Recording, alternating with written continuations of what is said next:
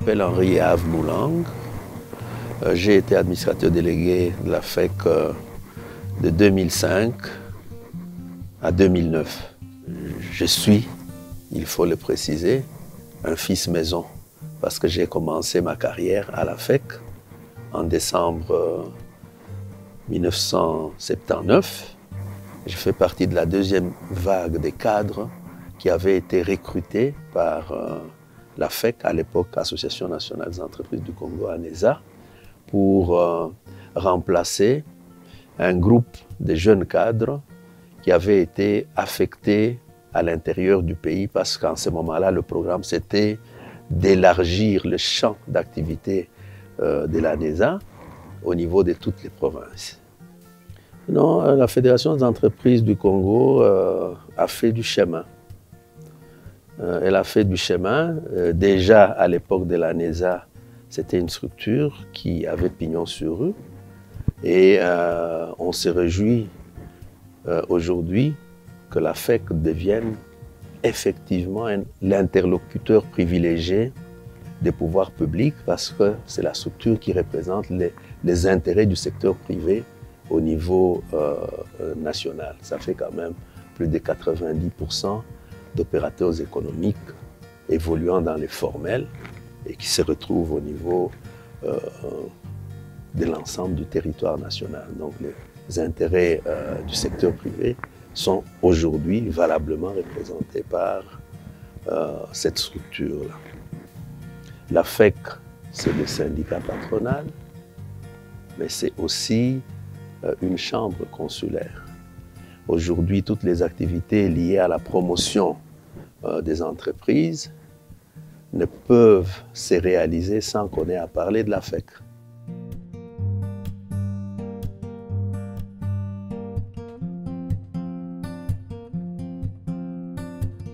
Le plus grand défi pour la FEC, c'est de participer à la relance et au développement de l'économie nationale. C'est le plus grand défi parce que les entreprises sont là pour créer la richesse, pour créer les emplois, de manière à ce que les pouvoirs publics puissent tirer meilleur parti de ces activités, lever les impôts et disposer des moyens qui lui permettent de pouvoir accomplir sa mission. Et dans ce cadre, après les élections de 2006, la Fédération des entreprises du Congo a produit un cahier des charges qui lui a permis de le présenter au pouvoir public.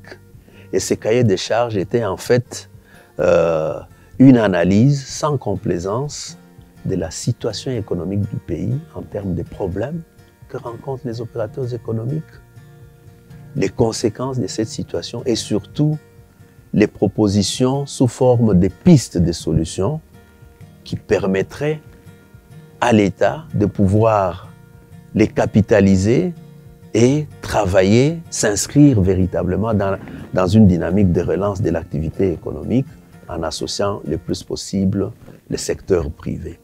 Je suis heureux aujourd'hui pour le relever à titre indicatif qu'en ce qui concerne par exemple l'amélioration et l'assainissement de l'environnement juridique et judiciaire, que le pays ait accédé à l'OHADA, qu'il y ait eu des tribunaux de commerce, au niveau même de la FEC, dans le cadre du règlement de certains litiges commerciaux, qu'on ait mis en place une structure de justice alternative, le CENACOM, le Centre national d'arbitrage et de conciliation.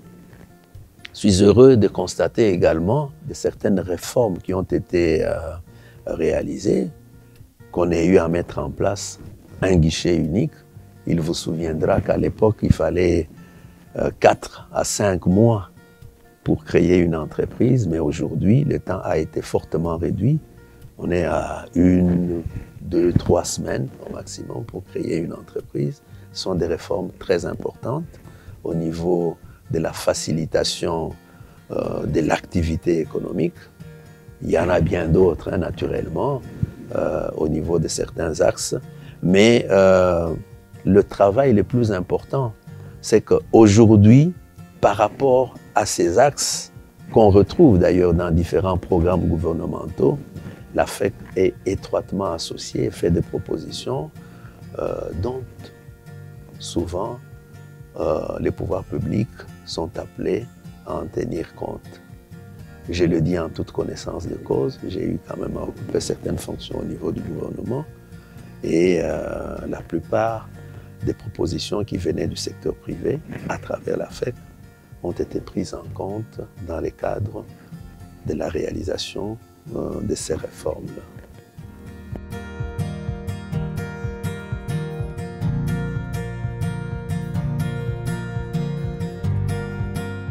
Les défis qui restent à relever, il y en a plusieurs, hein. La nécessité qu'il y a à accompagner les opérateurs économiques pour aller vers l'émergence d'une classe d'opérateurs économiques autochtones. Ceci me paraît extrêmement important. Il reste vrai que dans le passé, nous avons vu qu'il y avait quelques opérateurs économiques qui émergeaient, mais par la suite, alors que cette émergence devait se consolider, par la suite, on a vu que les activités se sont émoussées et aujourd'hui, on n'en parle presque plus. Il nous souviendra que nous avions des grands opérateurs économiques, Papa Jeannot Bemba, qui a même été président de la Fédération des entreprises du Congo, de l'ANESA et de la Fédération des entreprises du Congo, Papa Dokolo, plus près de nous, le président Kinduelo. Et ça doit être un axe important sur lequel la FEC devra pouvoir travailler parce qu'aucune économie nationale ne peut se développer sans une participation active et intensive des opérateurs économiques nationaux, autochtones. La FEC doit s'investir de concert avec le pouvoir public dans la nécessité de pouvoir asseoir et développer une fiscalité de développement. Une fiscalité qui n'étouffe pas les opérateurs économiques, mais une fiscalité qui permet également au pouvoir public de rentrer dans ses droits de manière à ce que les opérateurs économiques puissent travailler et développer leurs activités. Plus les activités se développent, mieux ça vaut pour les pouvoirs publics. Davantage de richesses, c'est davantage d'impôts. Davantage de richesses, c'est davantage d'investissements. Davantage de richesses, c'est davantage d'emplois. La fiscalité actuelle est une fiscalité qui étouffe. Mais nous devons également relever l'autre dimension liée à la tracasserie qui fait que finalement,